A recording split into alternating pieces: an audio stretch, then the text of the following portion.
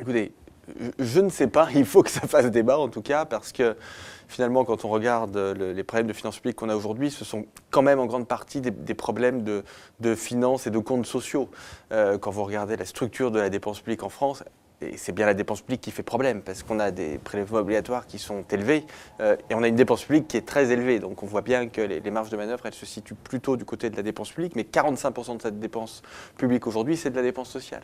Et c'est la dépense sociale qui progresse beaucoup, et la vérité, c'est que c'est la dépense sociale qu'on a le plus de mal à réguler. Alors dans la dépense sociale, il n'y a pas que la santé, bien sûr, il y a les retraites, il y a les indemnisations chômage, etc. Mais si vous prenez la question des retraites, par exemple, je dirais qu'on a à peu près bien cerné le débat et tout le monde a bien compris à quelle sauce on allait être mangé. Grosso modo, on va vers un allongement de la durée de cotisation. Ensuite, ça peut se faire de différentes manières. Mais enfin, bon, le socle des réformes est là. En matière de santé, en revanche, finalement, on a eu assez peu de réflexion, en matière économique, alors que on a quand même une équation qui est très importante et qui est en apparence très compliquée à résoudre, qui est la suivante. On a de moins en moins de financement public, ça c'est clair, il faut remettre les comptes sociaux à l'équilibre, mais en revanche, la tendance naturelle des dépenses de santé, c'est de croître pour tout un tas de raisons démographiques, raisons liées aux évolutions technologiques, à une donnée sociologique aussi, qui est tout simplement le fait que les gens veulent être bien soignés. Et donc, à mon avis, ça justifie qu'on se penche très sérieusement et très rapidement sur la question de l'assurance maladie et de la santé en règle générale. Ben, je pense que oui, et c'est d'ailleurs pour ça que les objectifs en matière d'évolution des dépenses de santé, ce qu'on appelle l'ONDAM, en réalité ne sont quasiment jamais respectés, parce qu'on a des pressions très fortes à la croissance des dépenses de santé, et c'est pour ça que par rapport à ça, finalement, vous avez deux grandes philosophies. Vous avez la philosophie du rationnement, mais dont on voit qu'elle atteint ses limites aujourd'hui, parce que rationner les dépenses de santé, mais à quel niveau, et puis pourquoi, après tout, si les gens ont envie de se soigner, pourquoi rationner les dépenses de santé? Et puis on voit bien de toute façon que c'est très difficile à faire, en tout cas pour la partie publique, la partie socialisée des dépenses de santé, en effet, parce que ces pressions sont de plus en plus importantes. Alors on continue à le faire dans certains segments de la santé, dans le domaine des médicaments, on est encore largement dans une logique de rationnement. Dans le domaine de la biologie, de l'analyse médicale, on est encore typiquement dans une logique de rationnement qui n'est pas efficace parce qu'elle déstabilise les acteurs, en l'occurrence les laboratoires d'analyse médicale, les biologistes, elle les déstabilise économiquement, et puis on voit bien qu'on n'arrive pas à faire des économies durables. Donc il faut sans doute passer à ce qu'on appelle une logique d'efficience. Voilà, alors évidemment, on a une tendance donc croissante, spontanée à la croissance des dépenses de santé, et en même temps, il faut remettre l'assurance maladie à flot, c'est-à-dire à l'équilibre. Alors vu comme ça paraît insoluble, en réalité, il y a des solutions. Et je crois que ces solutions, on peut les aborder de deux façons. D'abord, il y a la question du financement. Alors, je le dis un peu brutalement, mais on n'est pas obligé de tout rembourser, parce que le problème de la santé, c'est un problème de financement public aujourd'hui. Et donc une solution qu'on essaie de mettre en exergue, de pointer du doigt dans ce rapport, serait de se dire, eh bien, il y a des choses qui doivent être prises en charge par la solidarité, par des financements purement publics, par l'impôt. Il y a des choses qui sont du domaine de l'assurance, puis il y a des choses tout simplement qu'il ne faut pas rembourser parce que ce n'est pas efficace. Donc d'abord, on a vraiment cette réflexion à mener sur la question du financement, et puis ensuite, on a des réflexions à mener sur la question de l'efficience. La question de l'efficience, au fond, c'est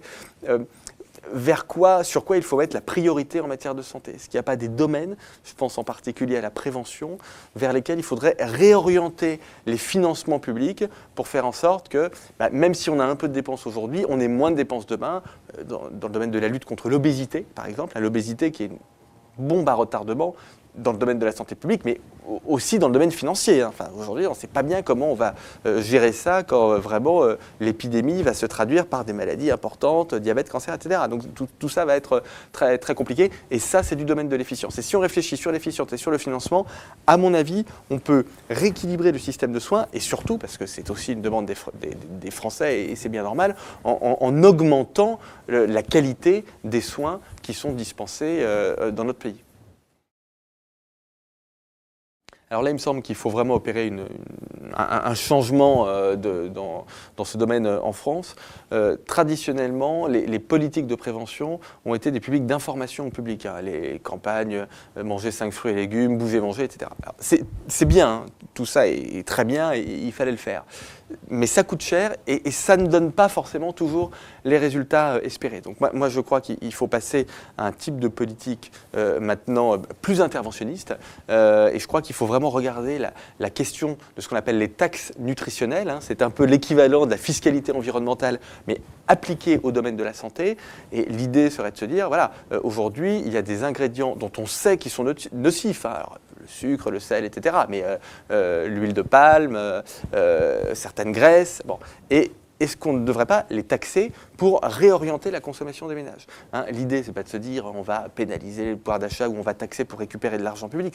Ce n'est pas du tout ça. Mais c'est de se dire, exactement comme dans le cadre de la fiscalité environnementale, est-ce qu'on ne pourrait pas agir sur le système des prix pour modifier en douceur les comportements et pour faire en sorte qu'un certain nombre de personnes passent sur une alimentation qui est préventive, qui permettra de contribuer à éviter un certain nombre de maladies. C'est ce qu'on a fait, alors l'exemple évidemment est brutal, mais c'est ce qu'on a fait sur les cigarettes, typiquement, même si évidemment on ne parle pas de taxes de la même ampleur. Mais en tout cas, cette question de la fiscalité nutritionnelle qu'on commence à retrouver dans certains pays, je pense aux pays scandinaves, hein, le Danemark est en train d'essayer ça, typiquement, je crois vraiment qu'il faut la mettre sur le tapis parce que c'est l'une des conditions de la survie de notre système. Si vous voulez, c'est pas la seule. Alors évidemment, ça a un côté interventionniste, coercitif, etc. Mais enfin, bon, l'enjeu, c'est quand même bien de conserver notre système de soins. Alors, au-delà de ça, il y a tout un tas d'autres choses qu'on peut faire en matière de prévention. On pourrait, par exemple, réorganiser les systèmes de prévention et de dépistage pour un certain nombre de maladies. Je pense à l'hépatite. Peut-être que les laboratoires d'analyse médicale, par exemple, pourraient avoir un rôle plus grand en matière de prévention ou de dépistage, donc de l'hépatite, du VIH. Donc, voilà. Donc là, il y a aussi beaucoup de domaines, beaucoup de terrains qui n'ont pas, à mon avis, encore été défrichés. Alors, oui, mais plus globalement, la question de la rémunération des acteurs de la santé. C'est vrai que traditionnellement, en France, l'acteur de la santé était rémunéré au volume.